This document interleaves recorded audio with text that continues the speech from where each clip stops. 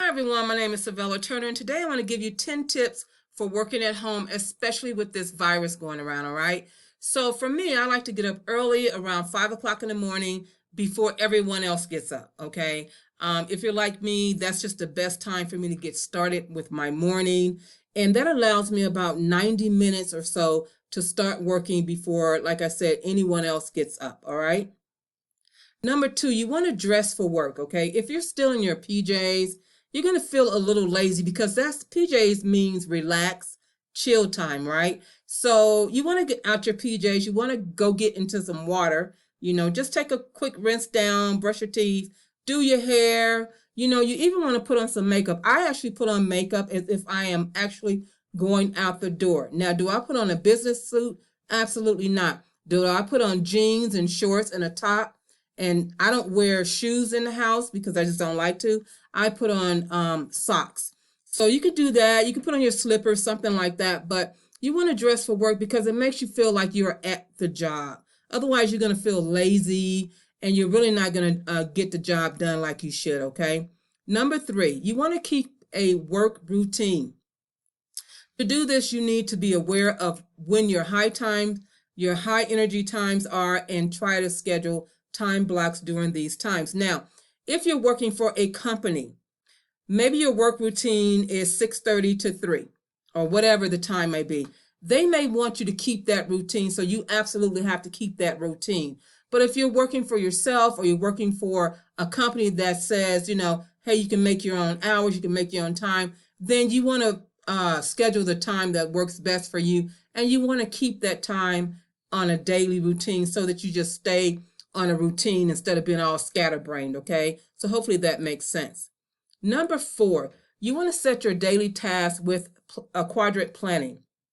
I created a planner for myself that helps me decide what's important to do and when to do it. I love the fact that I can put my planner on the fridge or anywhere in my house.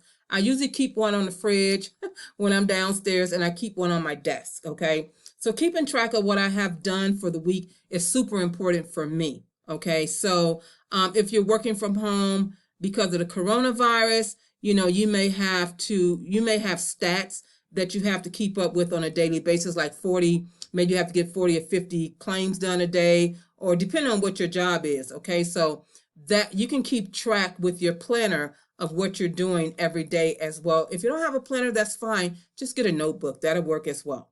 Number five, turn off those notifications, guys. Let me tell you something. If you're working from home, whether you have kids or not, if that phone is on, if that TV is on, that's a distraction. That is not good work habits at all, especially when you're working from home. The phone is beeping, it's going off. You got friends calling because a lot of people are working from home right now. Okay, don't do that. Turn that stuff off. If you have to make calls for work related, maybe you're in customer service and you're working from home, then turn off your personal phone. Turn it off, and as if you're in the office, okay? Pretend like you're in the office. Turn off that TV.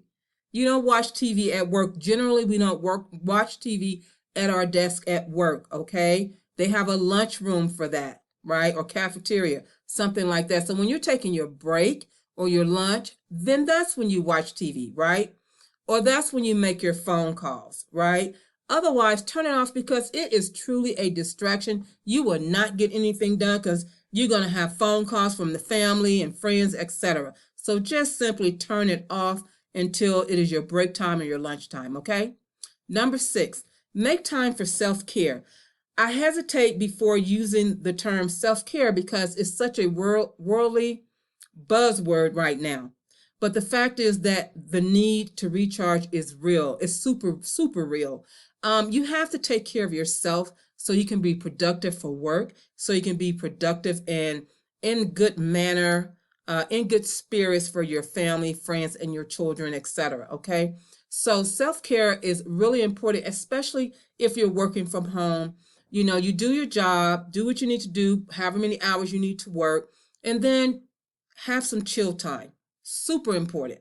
Make sure you have chill time for yourself, even if it's just going into the bathroom, closing the door, taking a nice bath, hot bath, just chilling, listening to some music. Take time for you. All right. Number 7, create a routine for your kids. If you have kids and you're working at home right now and the kids are there too, it can be chaotic because it's new for everyone. Okay. It's new for everyone. But when you create a routine, just like the routine when you took them out to school, right, or to their activities, etc., you're going to be teaching them early about productivity and setting and accomplishing goals. So one of the things you can set up with them is that, hey, we're going to get up at, you're going to get up at 8 o'clock every morning and we're going to read a book. Instead of watching TV, right? Have them read a little bit.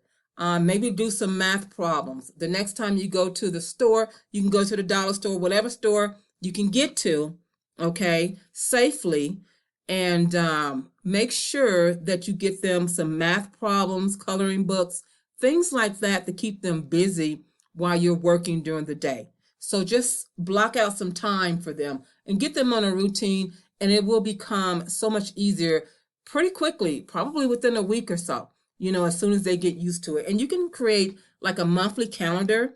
That's going to be easy to access for the whole family. You can put that in the kitchen or your den or wherever the family goes within your home, okay? Number 8, don't forget your time to stop. So when we're working from home, a lot of times, I know for myself, a lot of times I'm just working and I forget about the time, especially if I'm loving what I'm doing. Okay, I do that all the time. It is extremely important that you stop work on time. Just like you need to start on time, you need to stop on time. Otherwise, before you know it, you really have worked more hours than you should be working, okay? You want to sign in on time. You want to sign out on time as if you are in the office. If you are working for yourself, then you still need to make time to stop because you need a break. You have to walk away. I know for myself, a lot of times I'll go take a walk. That always clears my head, and I just love smelling the fresh air and getting out of my office, all right? So it's something that you might want to think about. Number 9, you want to set realistic goals, guys. Okay, so because you're working from home, you're probably thinking, wow, I'm working from home now. I can clean my house during the day, cook the food, kind of chill a little bit and do all these wonderful things. Social media makes everything look really cool, right? That's not the case. When you're working from home, you actually have to set boundaries. You have to set realistic goals. You have to get your job done. Once you get your job done, then you can go clean the house and do the other things that you need to do, okay? Or you can do it on your lunchtime. I sometimes when on my lunch, I'll go ahead and start my dinner, make sure my meat is out or whatever I'm cooking, make sure it's all out on the counter. I might clean the bathroom. I might do something like that, but it's always on my lunch time. It's never on breaks because my breaks are kind of short.